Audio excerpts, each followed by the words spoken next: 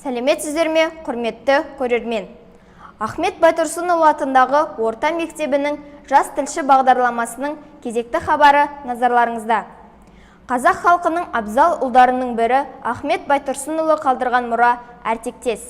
Ахмет Байтұрсынұлы ақын, қазақ тіл білімінің реформаторы, қазақ әдебиетінде, мәдениетінде зерттеуші ғалым, публицист, әдіскер, қазақ халқының рухани көсемі, ұлт ұстазы. Ұлт көсемінің орыстың тәржіме етті мысалдарын, әзірге қолдан келген осы барым, қанағат азға деген жоққа сабыр, қомсынып, қоңырайма, құрбыларым деген 40 мысалының бәрі де түгелімен ұйықтап жатқан халықты ояту үшін тапқан бір амалы. 2020-2021 оқу жылында біздің мектебімізге осы ұлт ұстазы Ахмет Байтұрсынұлының есімі берілді.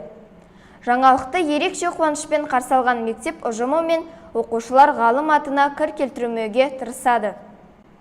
Содан бері мектебімізге Ахмет танушылар шақырылып, семинарлар, әртүрлі іс-шаралар өтіп жатыр. Істің басы Алаш арысының туған топырағы Торғай өңіріндегі өлкетану музейімен танысудан басталды.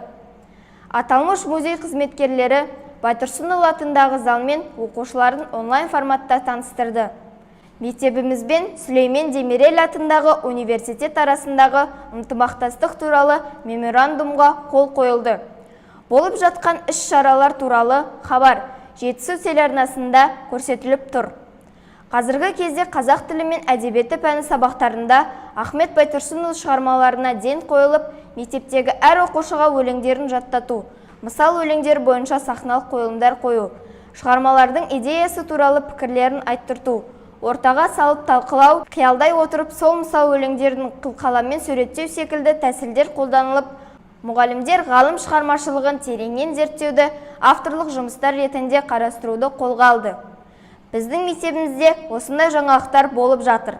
Назар қойып тыңдағандарыңызға рахмет.